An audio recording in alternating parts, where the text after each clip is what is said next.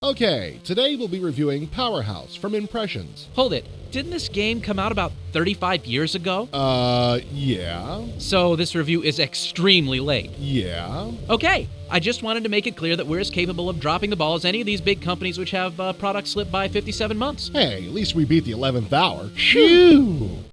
I was thinking, let's say we don't beat around the bush like we usually do and give our opinion of the game up front instead of way at the end. That way the short attention span viewers can kill this article and move on. Sounds good. So, would you say that Powerhouse is fun? Yes, definitely. Inspired by the popular wildcatting games that appeared in droves during the early years of computer gaming, Powerhouse integrates every means of producing energy known or hypothesized into a business strategy game. Like Impression's previous business sim, Detroit, the world is divided up into territories.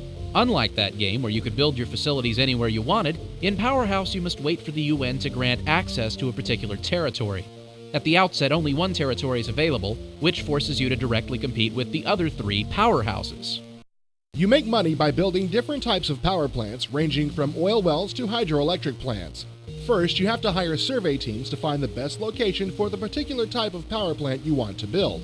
Once you've chosen a site, you must pay for the actual construction, including a flat fee plus a royalty for the exclusive rights to the land the site is built on. After that, you've got to pay maintenance and operating costs, as well as expenses like transportation, interest on loans, and, if you use the polluting power sources, environmental fines imposed by the UN. One thing I've always liked about Impressions games is that they give you a lot of different ways to look at what you've been up to. Some of the reports would be improved by the ability to collapse the time frame, but there sure are a lot of them. You can also put up to 13 different reports on the icon bar at the bottom of the screen, so they're instantly accessible. On top of that, at the beginning of each month, you get email about all the goings-on in your empire. About once a year, Energy Network News pops up with a news broadcast detailing all the latest info about the energy industry. This is accomplished using digitized video compressed using that sexy new smacker technology. In any case, the blue screening is mediocre and the actors have all the liveliness of a dead fish, which may or may not be an accurate way to portray a British news announcer. I think it's great that Impressions is making the effort to add multimedia elements to their game, but they can do better than this. Okay, let's talk game mechanics. What clever things have the designers done that will burn their company logo into the cerebral cortexes of strategy gamers everywhere? Well, thank goodness they had the sense to break all the energy sources into units, an artificial measurement of energy. This saves you from having to equate tons of coal to barrels of oil to gigamoles of natural gas. This is a great idea. But Newton's second law dictates that for every ingenuity, there is an equal and opposite stupidity. Rightio. Although the actual energy sources themselves were equalized to de-emphasize the tedious parts of managing energy production, the maintenance and operating cost periods vary among resource types. So, like, you pay the running costs on coal mines once a year, but on nuclear plants it's once a month? That's, like, really dumb. There's one other slightly confusing element. For renewable power sources like solar or wind, a site's yield indicates the monthly output for equipment running at 100% efficiency. For finite resources, yields indicates the size of the deposit of oil, natural gas, or coal.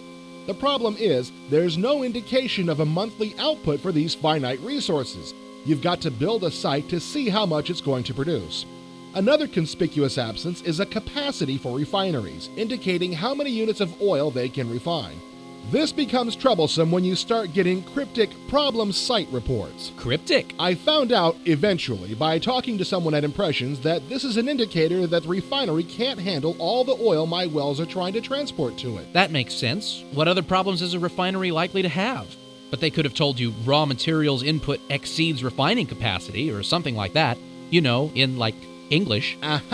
According to this Impressions dude, you need to add rigs and increase the technology of your refineries to accommodate the increased supply. Let me emphasize again, nowhere can you find out the actual number of energy units the refinery is capable of processing. That seems like the kind of thing a refinery owner would want to know. So anyway, I maxed the number of rigs in the refinery and dumped millions into R&D, pushing it up a couple of levels. Guess what? It never increased the refinery's output one iota. Either the refinery code is terminally broken or it just doesn't make sense. Either way, it's a major fun killer. So, before we head home, is there anything else you'd like to bitch about? Yep, just like in Detroit, there's no indication of how your research is progressing. Zero, zip, nada. Not even so much as a whiny, "We're working on it, leave us alone." I mean, come on. Didn't we explain about this a year ago when we received Detroit? We did. You know what this means, don't you? Nobody at Impressions watches IE. Well, here it comes, the inevitable summary. Powerhouse is a game with an interesting premise that falls a little short in its execution. The game itself is fun, but there are a few things that just don't make sense. When you have to spend more time trying to figure out how to make the game do what you want it to than you do actually playing it, the design needs work. And that's the unfortunate bottom line here. If you're easily frustrated, steer clear of Powerhouse. But if you're willing to put up with its idiosyncrasies, you should definitely give it a look.